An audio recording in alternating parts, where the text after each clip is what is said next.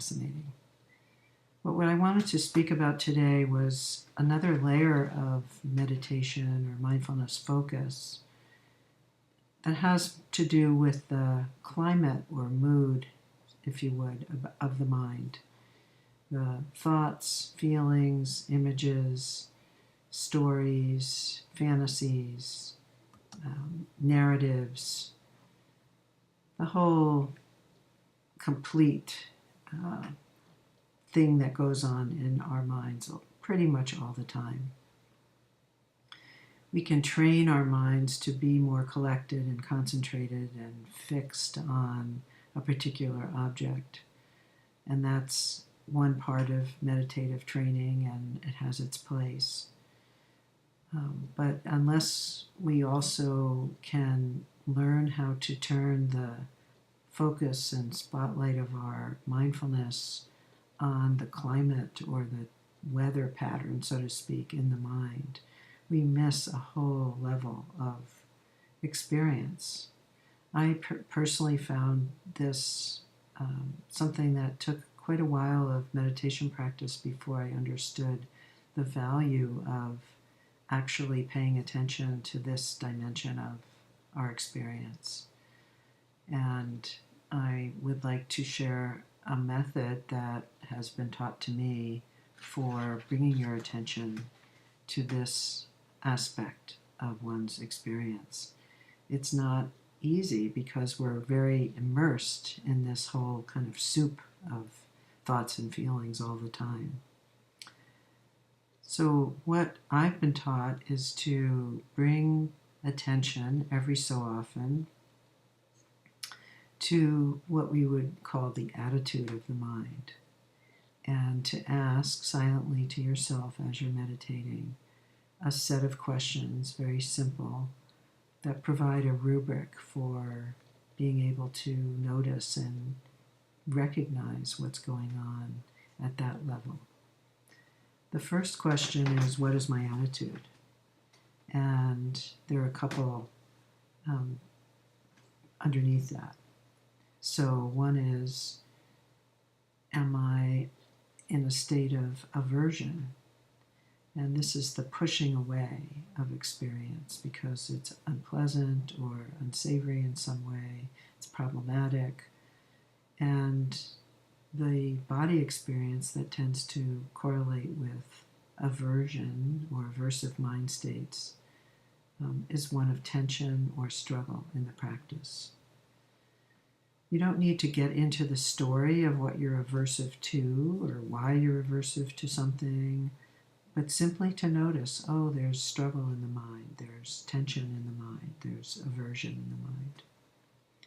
The second question is, again, under what is my attitude, a second option might be, am I grasping after something?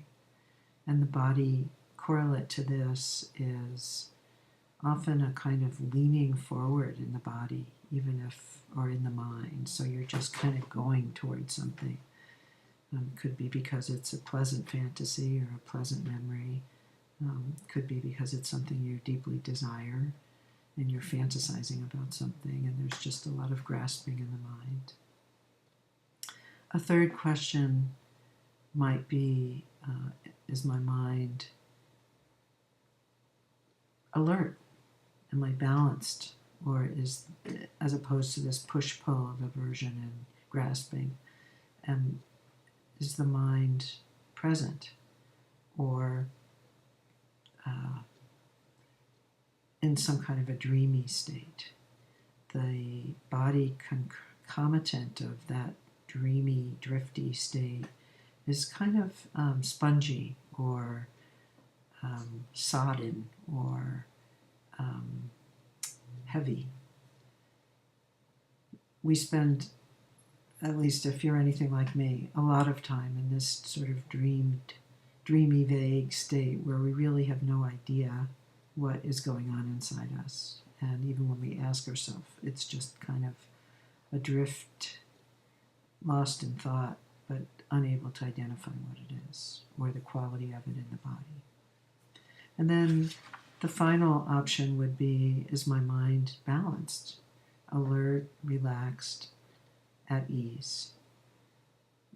Even you could be aware of aversive experience, an unpleasant experience, but still have a balanced and alert mind. So it's not necessarily the case that in order to have a balanced mind, it can only be a balanced object. It can be any object that you are becoming aware of, any sensation, any mood, but your relationship to that meditation object is one of balance. So these are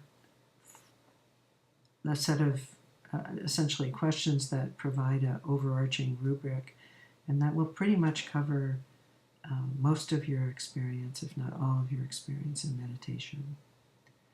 There's one aversive state in particular that I would like to spend a few minutes talking about as well, because it is so pervasive and so problematic for people who are interested in meditation and mindfulness, and that is the self-judging mind state.